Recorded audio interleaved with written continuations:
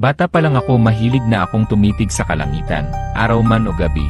Tuwing gabi, inilalabas ko ang mahaba naming bangkong kahoy, hihiga ako roon, at tititig lang sa langit.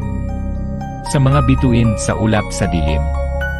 Sa mga oras na yon, tahimik ang paligid pero sa isip ko, abala ang mundo sa itaas. May bahagi sa akin na palaging umaasa na makakita ng kakaibang bagay, isang palatandaan, isang misteryo mula sa kalawakan.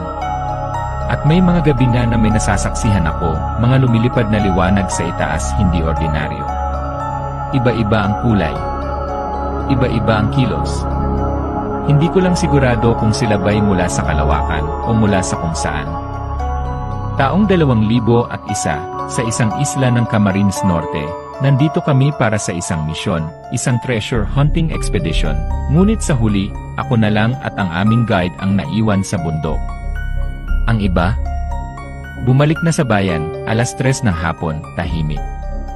Malamig ang simoy ng hangin, habang sinusuri ko ang isang batong may kakaibang marker, palatandaang iniwan umano ng Japanese Imperial Army, biglang nagbago ang paligid.